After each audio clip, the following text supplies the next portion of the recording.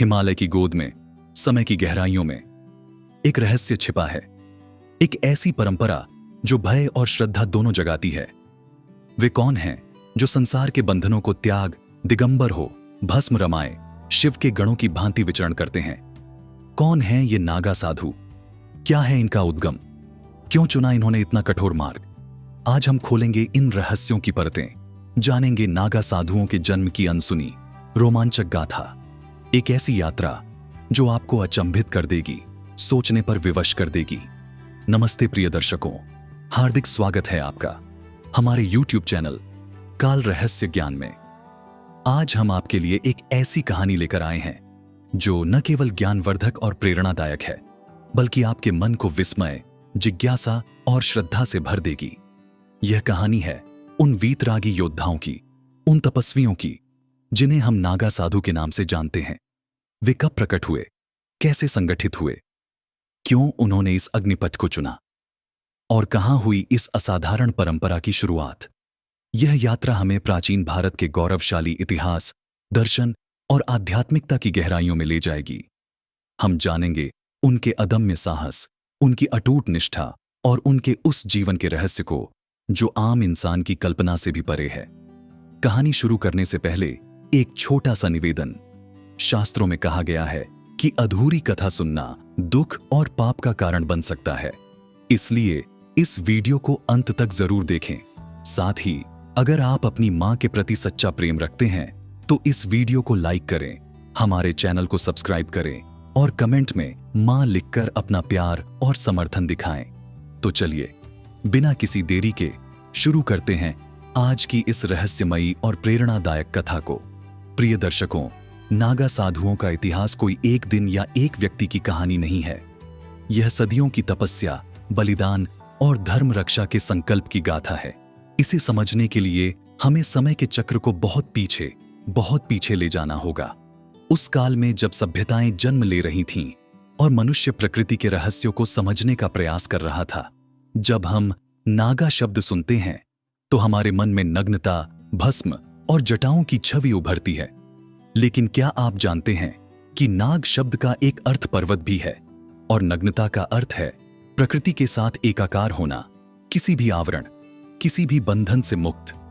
हमारे प्राचीनतम ग्रंथ वेद और उपनिषद ऐसे तपस्वियों का वर्णन करते हैं जो वातर्षणा या वायु को ही वस्त्र के रूप में धारण करने वाले कहे गए हैं। ये मुनि वनों में निवास करते थे, न्यूनतम आवश्यकताओं पर जीते थे और कठोर तपस्या में लीन रहकर आत्मज्ञान की खोज करते थे।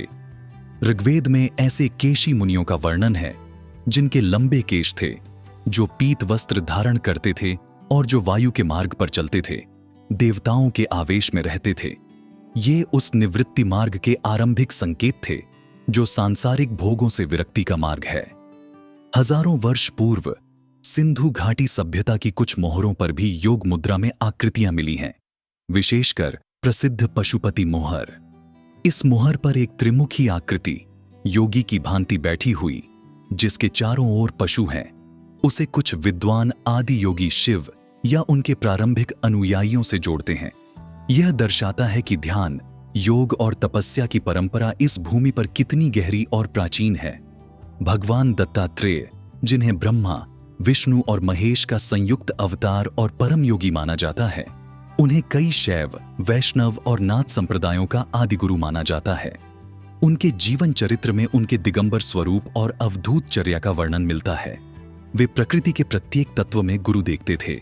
उनके अनुयायी भी अक्सर दिगंबर अवस्था में या न्यूनतम वस्त्रों में विचरण करते थे, सांसारिक बंधनों से मुक्त। ये वो बीज थे, वो चिंगारियां थीं जिनसे भविष्य में नागा परंपरा का विशाल वटवृक्ष अंकुरित और प्रज्वलित होने वाला था। प्राचीन भारत में केवल शैव तपस्वी ही नहीं, बल्कि आजीवक, चारवाक और प्रारंभिक जैन व बौद्ध श्रमण भी थे, जो विभिन्न प्रकार की तपस्या और त्याग का मार्ग अपनाते थे। यह वह उर्वर भूमि थी जिस पर विभिन्न आध्यात्मिक विचारधाराएं पनप रही थीं। शैव तपस्वियों की धारा इन्हीं में से एक थी, जो शिव को अपना आराध्य मानकर वैराग्य और योग के मार्ग पर चलती थी। समय का पहिया घूमता रहा। भारत भूमि पर विभिन्न दार्शनिक विचारधाराओं का तीव्र उदय और टकराव भी हुआ। बौद्ध और जैन धर्म का व्यापक प्रसार हुआ। इन धर्मों में भी तप और त्याग का महत्वपूर्ण स्थान था और अहिंसा पर विशेष बल था। किंतु एक काल ऐसा भी आया जब सनातन वैदिक परंपरा पर संकट के बादल मंडराने लगे। विभिन्न मत मतांतरों के कारण समाज में भटकाव आने लगा, कर्मकांडों की जटिलता बढ़ी और ज्ञान का वास्तविक मर्म कहीं खोने लगा। कुछ क्षेत्रों में वैदिक धर्म का ह्रास भी देखा गया।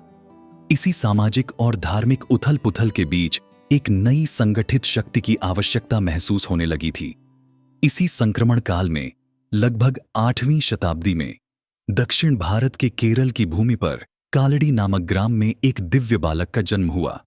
आदि गुरु शंकराचार्य, अल्पायु में ही वेदों शास्त्रों के प्रकांड पंडित, अद्भुत तार्किक क्षमता के धनी और महान दार्शनिक। उन्होंने देखा कि सनातन धर्म विभिन्न संप्रदायों और मतभेदों में बिखर रहा है। उन्होंने इस बिखराव को रोकने और सनातन धर्म की पुनर्स्थापना का बीड़ा उठाया। मात्र 33 वर्ष के अपने संक्षिप्त जीवन काल में उन्होंने संपूर्ण भारत की पदयात्राएं की, बड़े बड़े विद्वानों से शास्त्रार्थ किए और अद्वैत वेदांत के सिद्धांत को तार्किक रूप से पुनर्स्थापित किया। उन्होंने भारत की 4 दिशाओं में 4 मठों की स्थापना की, जो आज भी सनातन धर्म के महत्वपूर्ण केंद्र हैं। शंकराचार्य जी ने अनुभव किया कि केवल शास्त्र ज्ञान और मठों की स्थापना ही पर्याप्त नहीं है। धर्म की रक्षा के लिए, समाज को सही दिशा देने के लिए और विधर्मियों तथा आतताइयों के आक्रमणों से मठ मंदिरों और श्रद्धालुओं की सुरक्षा के लिए एक संगठित, अनुशासित और समर्पित शक्ति की आवश्यकता है। यहीं से नागा साधुओं के संगठित रूप की नींव पड़ी। शंकराचार्य जी ने विभिन्न शैव तपस्वी समूहों, जो पहले से ही शिव और शक्ति की उपासना में लीन थे, जो बिखरे हुए थे और जिनमें वैराग्य और युद्ध कौशल दोनों की क्षमता थी, उन्हें एक ध्वज तले लाने का क्रांतिकारी कार्य किया। उन्होंने इन विरक्त तपस्वियों को दशनामी संप्रदाय के अंतर्गत संगठित किया। यह संप्रदाय 10 विशिष्ट नामों जैसे गिरि, पुरी, भारती, वन, अरण्य, पर्वत, सागर, तीर्थ, आश्रम, सरस्वती से पहचाना जाता है, जो सन्यासियों को उनकी गुरु परंपरा और दार्शनिक संबद्धता के आधार पर दिए जाते हैं। शंकराचार्य जी ने इन दशनामी सन्यासियों के लिए विशेष अखाड़ों की स्थापना की और उन्हें सुव्यवस्थित किया। अखाड़ा शब्द संभवतः अखंड से आया है, जिसका अर्थ है अविभाजित या अखड़ा यानी अभ्यास का स्थान। ये अखाड़े केवल पूजा पाठ और ध्यान साधना के केंद्र नहीं थे, बल्कि ये एक प्रकार की आध्यात्मिक और सैन्य छावनियों की तरह भी थे। यहाँ नागा साधुओं को शस्त्र विद्या जैसे त्रिशूल चालन, तलवारबाजी, भाला चलाना, गदा युद्ध, लाठी चलाना और शास्त्र विद्या, वेद, उपनिषद, वेदांत दर्शन, योग सूत्र दोनों में पारंगत किया जाता था। यह प्रश्न उठना स्वाभाविक है कि साधुओं को, जो संसार त्याग चुके हैं, उन्हें शस्त्र उठाने की क्या आवश्यकता थी? इसका उत्तर तत्कालीन जटिल और चुनौतीपूर्ण परिस्थितियों में छिपा है। भारत पर विदेशी आक्रमणों का खतरा निरंतर मंडरा रहा था।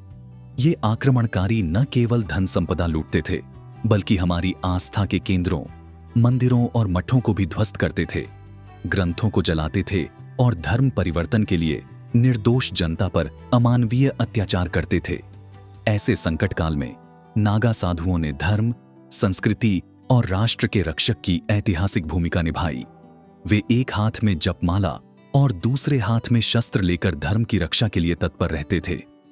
शंकराचार्य द्वारा व्यवस्थित किए गए इन अखाड़ों में प्रमुख हैं जूना अखाड़ा, जो सबसे प्राचीन और सबसे विशाल माना जाता है, निरंजनी अखाड़ा, महानिर्वाणी अखाड़ा, अटल अखाड़ा, आवाहन अखाड़ा, अग्नि अखाड़ा और आनंद अखाड़ा।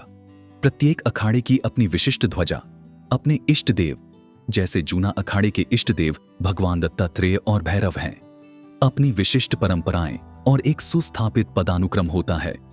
अखाड़ों में लोकतांत्रिक तरीके से महंतों और श्री महंतों का चुनाव होता है, जो अखाड़े का संचालन करते हैं।